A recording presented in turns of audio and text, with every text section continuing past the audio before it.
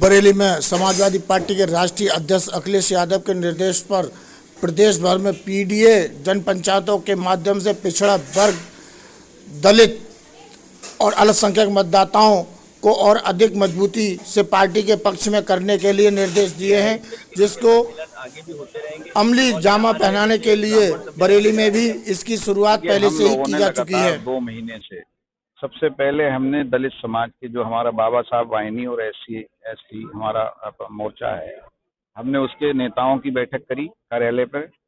और उसके बाद हम लोगों ने फिर दलित समाज के पिछड़े समाज के पिछड़ा वर्ग की मीटिंग करी। हमारे दोनों अध्यक्ष हमारे साथ रहे और इन्होंने बहुत मेहनत करी। उसके बाद अल्पसंख्यक सभा की हम लोगों ने मीटिंग करी और फिर हमने जो हमारा प्रबुद्ध समाज है हमने उसकी मीटिंग करी। चारों मीटिंगें करने के बाद अब हम लोग क्षेत्रों में निकले हुए हैं। कई लगभग 15-20 दिन से हम लोग क्षेत्रों में मीटिंग कर रहे हैं और ये महानगर स्तरीय आज हमारा पीडीए पंचायत का महापंचायत का एक प्रोग्राम था।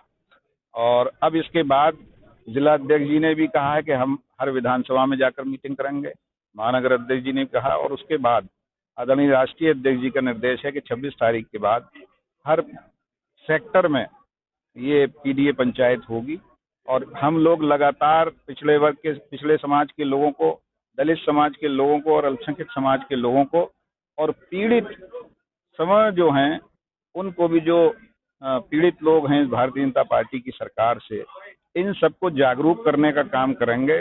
क्योंकि लोग जो उत्तर प्रदेश और देश में है, बेरोजगारी बहुत ज़्यादा बढ़ गई है, नौकरी कहीं है नहीं, महंगाई आसमान छू रही है और क्राइम इतना बढ़ गया है कि कोई भी बच्चा, माँ जब इसको स्कूल भेजती है तो दिन भर ईश्वर से प्रार्थना करती रहती है कि हमारा बच्चा सही सलामत घर आ जाए।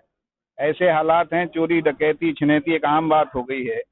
तो इन हालातों में समाजवादी पार्टी ही उत्तर प्रदेश के लोगों को भारतीय जनता पार्टी का विकल्प नजर आ रहा है और हम लोग उसकी तैयारी लगातार कर रहे हैं।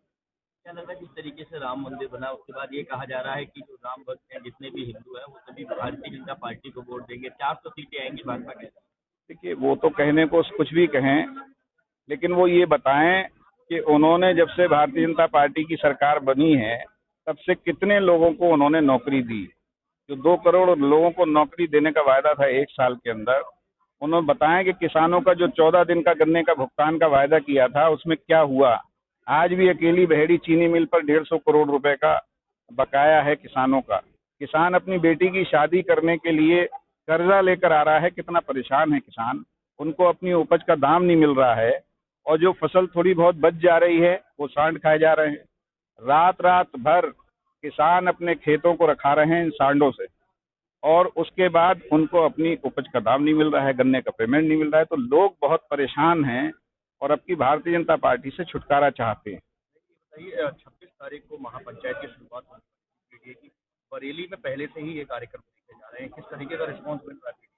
देखिए, हम लोग लगातार लगभग 2.5 महीने से हम लोग पीडीए की पंचायत कर रहे हैं, कार्यकर्ताओं की पंचायत कर रहे हैं और बहुत ज़बरदस्त रेस्पॉन्स है। हम लोग जब देहातों में जा रहे हैं, परसों भी हम इधर धनतिया वगैरह कई गाँव में गए, तो लोगों में बड़ा जोश है और वो कह रहे हैं कम से कम इस देश के अंदर अगर पिछड़ों की आवाज़ कोई बुलंद करने का काम कर रहा है, दलितों के लिए कोई मांग कर रहा है, अल्पसंख्यकों के लिए कर रहा है, तो वो सिर्फ अखिलेश यादव जी हैं, इसके अलावा कोई नहीं कर रहा है। तो सब लोग चाहते हैं कि हम लोग, कांग्रेस और सपा की सीटों की बात नहीं बन पा रही है, क्या लगता है कि गठबंधन हो पाएगा? देखिए, ये तो हमारा जो राष्ट्रीय नेतृत्व है ये वही जाने, हमें तो आदेश चाहिए। वो कहेंगे अकेले लड़ना है तो हम तैयार हैं, क्योंकि यहाँ उत्तर प्रदेश में समाजवादी पार्टी और आदरणीय अखिलेश यादव जी के अलावा कुछ है नहीं भारतीय जनता पार्टी का विकल्प। तो इसलिए जो हमारा राष्ट्रीय नेतृत्व हमें आदेश देगा हम उस तरह से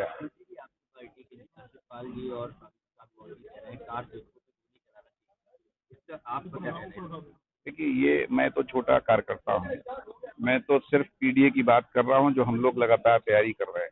बाकी ये राष्ट्रीय लीडर हैं, ये जो बोल रहे हैं ठीक ही बोलते हैं।